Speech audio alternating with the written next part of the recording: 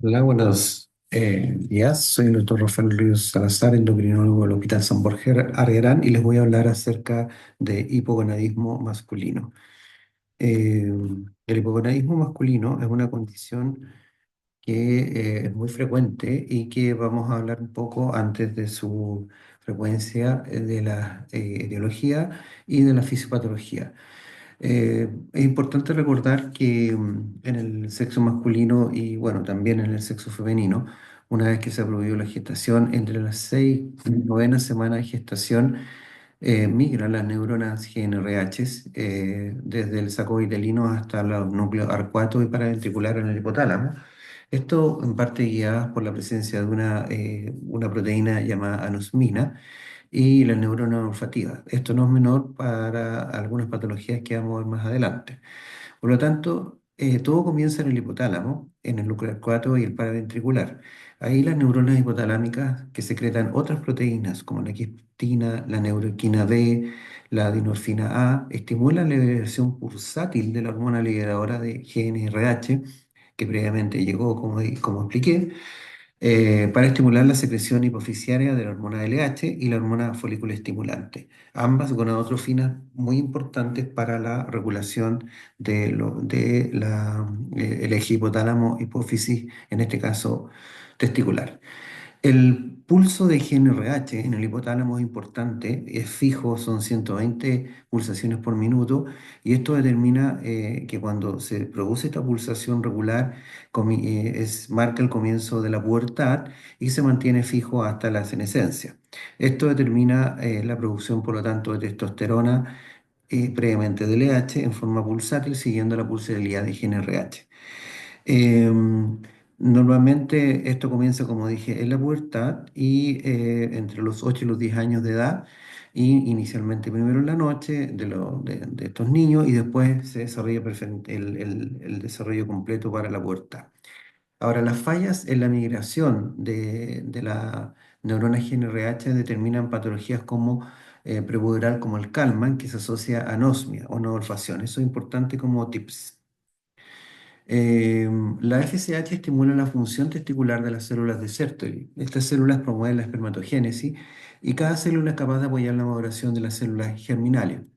Las células de Sertoli, a su vez, secretan la aroma antimileriana por las células de Sertoli inmadura y la inhibina en las células maduras. Por lo tanto, en la medida que el niño pasa adolescente y después es adulto, la concentración de antimileriana baja y sube la de inhibina B, que a su vez es capaz de inhibir la secreción de FSH. La LH actúa preferentemente en las células de Leydig en el túbulo seminífero. Las células de Leydig son las que producen testosterona y además un péptido que se llama insulin-like 3, que tiene que ver sobre todo con la caída, con la posicionamiento del testículo en el escroto. Las concentraciones intratesticulares de testosterona son hasta 125 veces más altas en la circulación que la circulación periférica. Y esto es importante porque esta concentración tan alta se necesita para que las células de Sertoli y las células germinales funcionen y se produzca la espermatogénesis. Por otro lado, las concentraciones de gonadotrofina y andrógena aumentan en la primera semana postnatal. Es lo que se conoce como la mini pubertad. Esto es importante, puesto que esta mini pubertad determina para la vida adulta la proliferación de células de Sertoli y la elongación de los túbulos seminíferos, que constituyen más del 80% del volumen testicular. Esto dura entre 3 a 6 meses después del nacimiento y después esto se apaga y permanece quiescente hasta la pubertad, aproximadamente entre los 8 y los 10 años de vida. La pubertad se inicia con la reactivación del eje hipotálamo-hipófisis testicular, con el inicio de la liberación pulsátil de GnRH por activaciones de las neuronas hipotalámicas KNDI y quispeptina. Exactamente qué determina el inicio de la pubertad no está muy claro hasta el día de hoy. Sí sabemos algunos de los mecanismos que ocurren, pero no necesariamente lo que lo gatilla. Lo que sí sabemos es que el inicio de la pubertad se manifiesta por el aumento del tamaño testicular, debido a una segunda proliferación de las células de Sertoli y un aumento del diámetro y volumen de los túbulos seminíferos. El testículo prepuberal habitualmente es de un tamaño inferior medido por el arquímetro de Prader, que es una forma de determinar, estandarizar el volumen testicular, eh, menor habitualmente al número 4, pero el testículo adulto habitualmente, por lo tanto, si lo medimos en ml, tiene entre 20 y 25 ml. Básicamente las células de Sertoli, el tejido intersticial y las células germinales determinan el volumen testicular, pero claramente las células germinales son las que preferentemente predominan en el testículo adulto, no así en el testículo prepuberal en que predominan las de Sertoli y las células de Leydig que siempre son un pequeño porcentaje. Un mayor agrandamiento testicular ocurre con la proliferación y diferenciación de las células germinales. A esta etapa le sigue la producción de andrógenos testiculares, lo que da lugar al desarrollo de características sexuales secundarias, como el engrosamiento de la voz, el crecimiento del vello facial y la corporalidad masculina con aumento de la musculatura, el crecimiento prostático y el estirón. Durante la pubertad puede producirse un exceso relativo de estrógenos con respecto a andrógenos, lo que va a dar lugar muy frecuentemente a una ginecomastia, que es el crecimiento del tejido mamario en el hombre, fisiológica, que puede ser transitoria y que nunca pasa más allá de los 16, 18 años. De persistir más de esa edad, hablaríamos de una ginecomastia posiblemente patológica y habría que buscar otras causas o otras alteraciones. Y por lo tanto, desde el punto de vista de la pubertad, tanto en hombre como mujer se distribuyen los grados de Tanner, siendo un grado 1, un grado 2, 3, 4, llegando hasta el adulto, determinado por el tamaño del pene, el escroto y la presencia de vello púbico, ¿ya?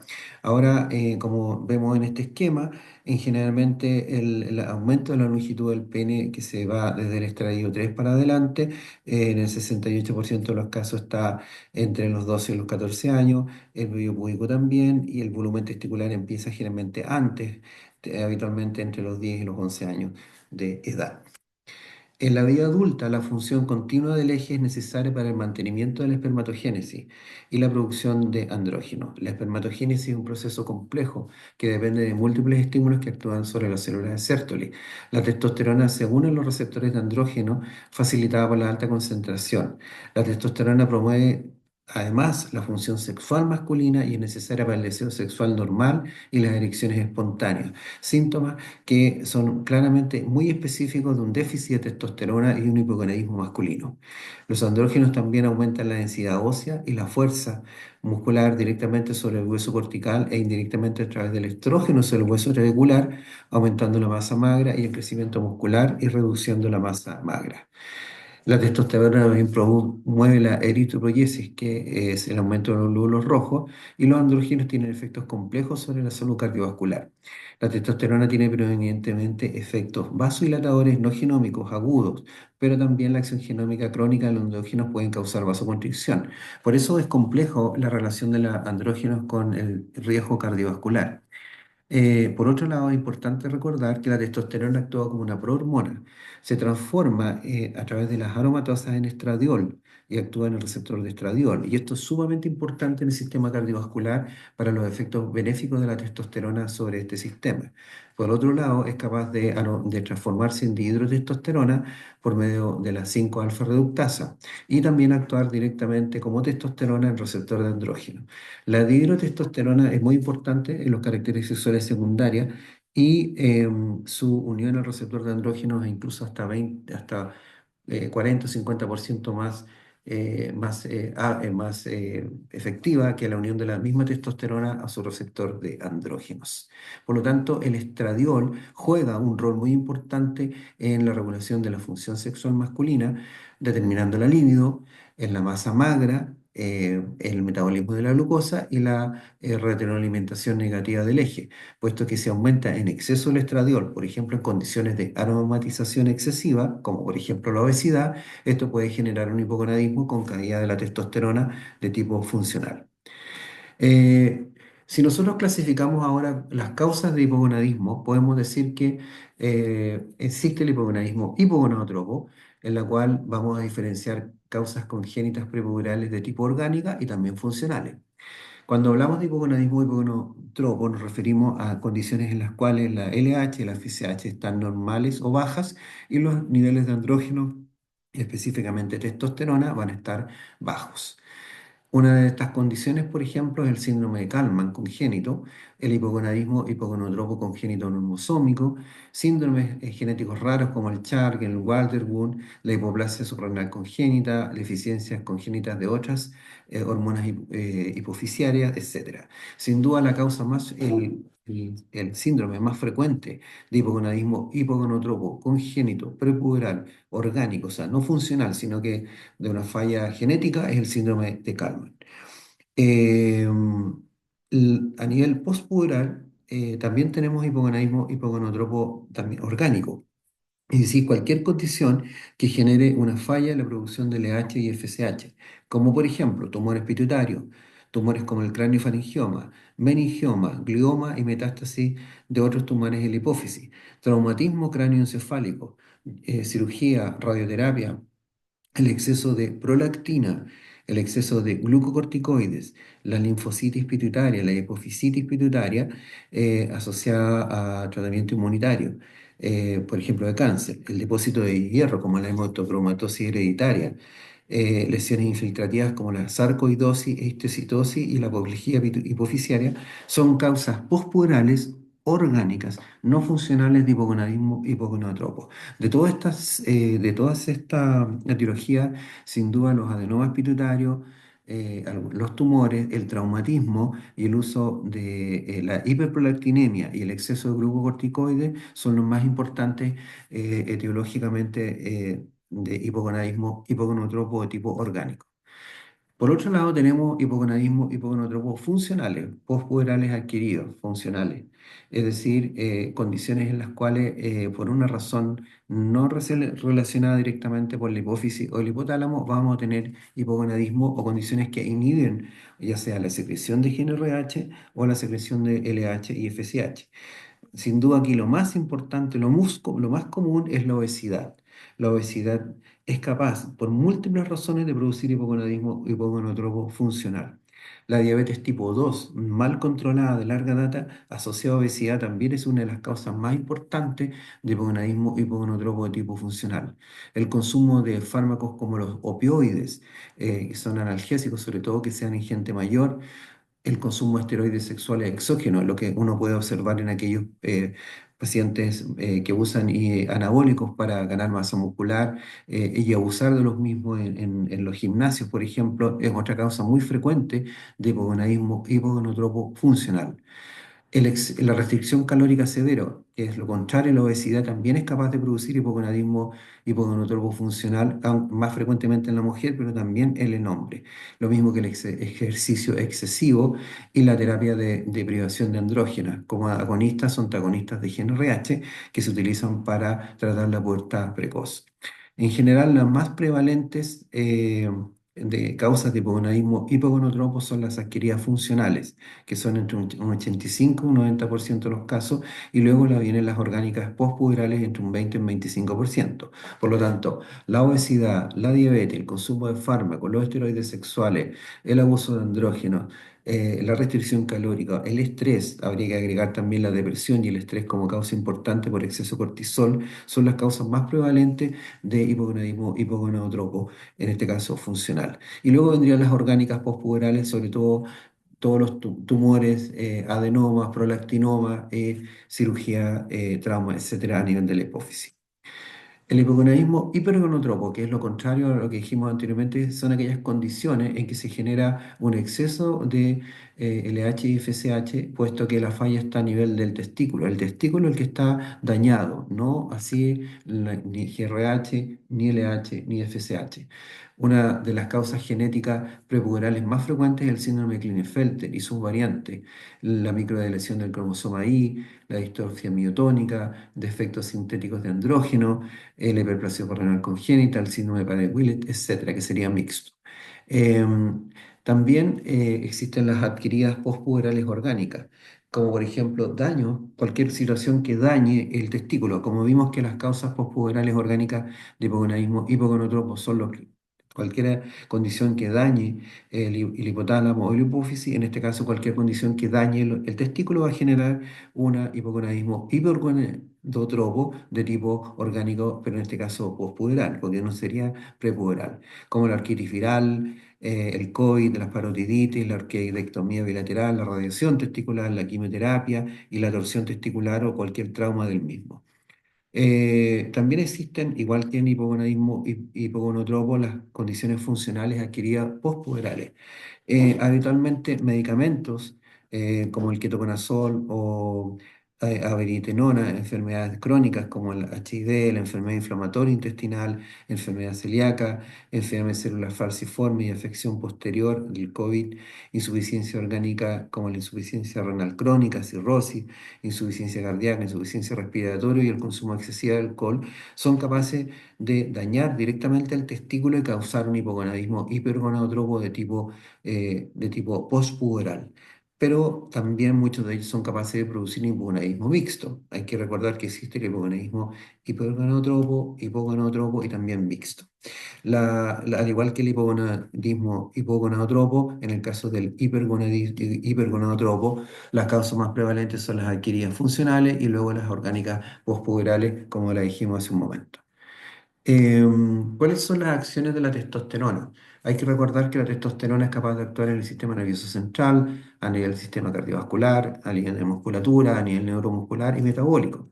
Y la baja testosterona va a afectar todas estas funciones. Por otro lado, también es importante cuando medimos la testosterona considerar otras sustancias como la SHBG que regula la circulación de la testosterona y cuánta de esta testosterona va a ser libre y va a actuar en su receptor. Por otro lado, la producción de estradiol, que viene de la testosterona, también es importante en la medición de esta condición de la dihidrotestosterona y las relaciones en los radios de ambas. En el hipogonadismo masculino, también dentro de las etiologías que serían más bien mixtas, tenemos el hipogonadismo masculino asociado a la edad, o déficit androgénico asociado a la edad, o TDS, la mal llamada andropausia. ¿Por qué no se define como andropausia? Porque al contrario de la mujer, en el hombre con la reducción con el aumento de la edad, que conlleva también habitualmente aumento de la grasa, aumento del peso en general, esto determina una condición gradual de la caída de la testosterona. Y en el fondo se puede definir como un síndrome clínico y de laboratorio asociado al envejecimiento, caracterizado por síntomas y una disminución de los niveles séricos de testosterona, sin otra causa que lo explique. La prevalencia es desconocida, pero hay datos que hablan de series de hasta un 21% de la población, hasta 2%. Lo que sabemos que normalmente en los hombres, en la medida que cada década de vida se agrega, la caída de los niveles de testosterona es cada vez más marcada.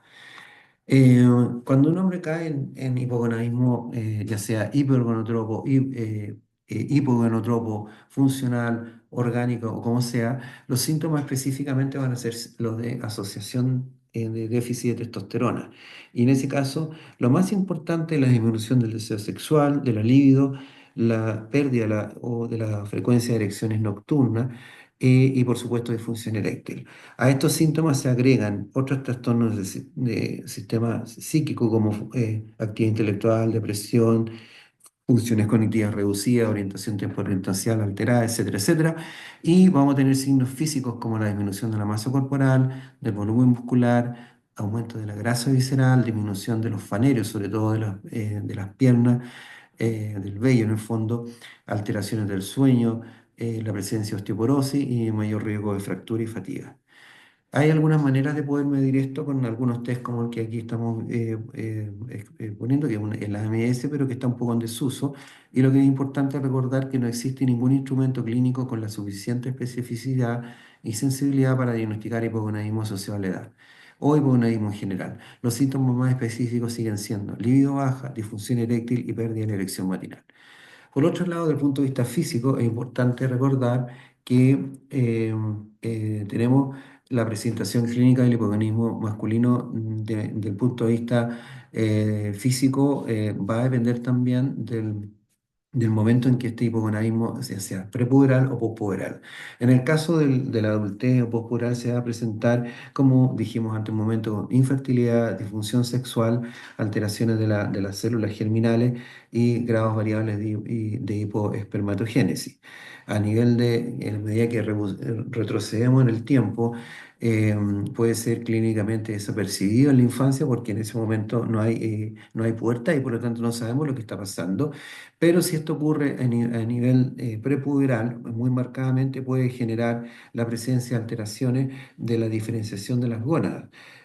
Por ejemplo, la reducción o la ausencia de dihidrotestosterona, la alteración de los receptores de andrógeno, como la resistencia a andrógeno, pueden generar alteraciones, por ejemplo, en el descenso testicular, pueden generar alteraciones en la diferenciación de los genitales, produciendo micropene, criptorquidia o microorquidismo. Eh, pero todas estas alteraciones habitualmente de estar presentes van a indicar hipogonadismo de tipo prepuberal.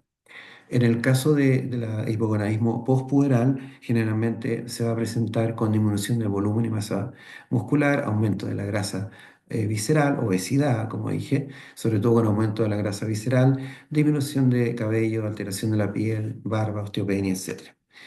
Una cosa importante para el diagnóstico clínico es la medición de la testosterona y debemos recordar que la testosterona circula en la sangre unida a la SHBG y a la albúmina.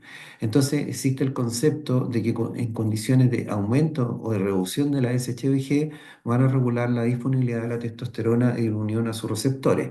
La edad, la obesidad, el hipertiroidismo, el tratamiento antiandrogénico, los estrógenos y el daño hepático pueden aumentar la SHBG. ¿Y qué ocurre cuando aumenta la SHBG? Reduce la disponibilidad de testosterona y se puede producir un hipogonadismo funcional, es decir, con niveles de testosterona normales, pero que anormalmente no están funcionando bien por el aumento de la SHBG. Por lo tanto, desde el punto de vista clínico es importante considerar los niveles de testosterona. Hasta el 2004 consideramos que un valor de corte bajo 300 nanogramos por decilitro de testosterona total, dos mediciones matinal o menos de la mitad en el caso de la vía disponible era el diagnóstico de hipogonadismo. Pero esto ha ido cambiando con el tiempo y se considera que una persona es hipogonádica cuando tiene menos de 231 miligramos por decilitro de testosterona, que no lo es desde el punto de vista de los niveles de testosterona cuando es mayor a 3,46 y es variable, puede o no tener cuando va de 2,32 a 3,46. E incluso algunos estudios hablan de 2,65. Esto se complica más aún cuando consideramos la testosterona libre. Es importante, por lo tanto, cuando uno evalúa los niveles de testosterona, considerar la LH, la TSH y la ferremia y deberíamos agregar la prolactina para descartar otras causas de hipogonadismo. Eh, entonces uno inicialmente identifica y corrige la comorbilidad si está presente, medimos la testosterona, si tenemos más de 3,46 es improbable un hipogonadismo, aunque no descartable, y ahí tenemos que hacer otras mediciones. Si el valor de va de 2,33 a 3,45 deberíamos repetir la testosterona, medir SHBG y ver por supuesto prolactina, LH y la testosterona libre calculada si lo podemos hacer. Si la testosterona es más de 3,40 menos de 3,45, la testosterona calculada es baja y la LH es alta, podemos considerar la posibilidad de un hipogonadismo hipergonotropo y ahí considerar la posibilidad de terapia de reemplazo hormonal. Si la testosterona es menos de 3,45, la LH es baja normal y la relación de estradiol está alterada, podemos considerar hipogonadismo secundario o funcional e investigar fármacos, tratar de comorbilidades y obesidad. Si la testosterona está de menos de 3,32, volver a repetir testosterona, LH, prolactina y descartar, por supuesto, por lo tanto, las condiciones de hipogonadismo que puede ser hiper o hipogonadotrópico. Con respecto al tratamiento, está claro que cuando uno considera hipogonadismo en el hombre, en las recomendaciones actuales, antes de usar o de indicar testosterona, si es que es necesario o no, recomendar cambio del estilo de vida, ejercicio físico, reducción de peso, sobre todo si hay sobrepeso y obesidad, porque hay que recordar que una de las principales causas de hipogonadismo funcional en el hombre es la obesidad, ya que la pérdida de peso puede aumentar las concentraciones de testosterona y curar, entre comillas, el hipogonadismo en muchos hombres. Por otro lado, la retirada de fármacos, como por ejemplo opiáceos, esteroides anabólicos y glucocorticoides, El tratamiento de enfermedades crónicas intercurrentes pueden interferir en la producción de testosterona y eso por lo tanto también es importante considerarlo ante cualquier consideración de usar testosterona. Por una importante, antes entonces de considerar cualquier tratamiento hormonal, hay que considerar la corrección previa simultánea de patologías que agravan el hipogonadismo asociado a la edad, sobre todo enfermedades agudas intercurrentes, grandes cirugías, traumas, quemaduras, enfermedades cardiovasculares graves, insuficiencias crónicas, hepáticas, renales, cardíacas, enfermedades inflamatorias descompensadas, fibrosis pulmonar y sobre todo obesidad, diabetes y síndrome metabólico. Por otro lado, el uso crónico de anticonvulsivantes, opioides, esteroides, glucocorticoides, análogos de GnRH crónicamente, el uso crónico de inhibidores de esteroidogénesis, las drogas como la cocaína y la marihuana son capaces de producir un hipogonadismo y si no consideramos el tratamiento o el retiro de estas condiciones, no sacamos nada muchas veces con usar testosterona. Si decidimos usar testosterona, hay maneras de poder ver los factores en pro y en contra. Los factores que en azul que determinan que nos lleva la balanza a usar testosterona son la severidad del déficit, los síntomas y estilo de vida que pueden responder a la testosterona, los beneficios potenciales con fuerte evidencia y en ese caso, si queremos mejorar la actividad sexual, la libido, la erección, corregir anemia, eso sí podría beneficiarse si que está presente contra riesgos potenciales, la eritrocitosis, el acné, el cáncer de próstata, metástasis de cáncer de próstata y la posibilidad de reducción de la fertilidad son efectos y riesgos potenciales que tenemos que considerar. Con respecto a la sugerencia de evidencia que sugieren beneficios, pero que no están demostrados, son la mejora de síntomas depresivos, la mejora de la movilidad en ancianos con movilidad limitada y los efectos adversos con evidencia débil son el aumento o la presencia de ginecomastia, calvicie familiar, crecimiento de cáncer de mama, si es que se tiene en un hombre, y empeoramiento de la apnea del sueño. Esos son efectos adversos con evidencia débil que ocurren si decidimos usar la testosterona. Y hay datos insuficientes que no concluyentes que no si están presentes, el usar testosterona por esta causa no debería no deberíamos dejar testosterona para mejorar la fatiga, reducir los riesgos de fractura. No vamos a dejar testosterona para mejorar la función cognitiva y la mejoría de síntomas de depresión mayor. Y efectos adversos con datos insuficientes, que si decidimos usar testosterona no van a ser importantes, son aquellos como eventos cardiovasculares mayores y cáncer de próstata tratados. Y ahí uno va a un balance entre tratar o no tratar, siendo a veces una decisión compleja. Finalmente, entonces tenemos que en todo paciente con hipogonadismo el usar testosterona no es para todos, no hay que tratar indiscriminadamente, sobre todo los adultos mayores, tratar un hipogonadismo sintomático, sopesar los factores de riesgo-beneficio, tratamientos avalados cada 3 meses con hematocrito, antígeno prostático, corazón lípido, reforzar medidas generales, socialización, deporte y por supuesto siempre bajar de peso para que regule el estradiol y la SHBG si esta estuviese elevada. Muchas gracias.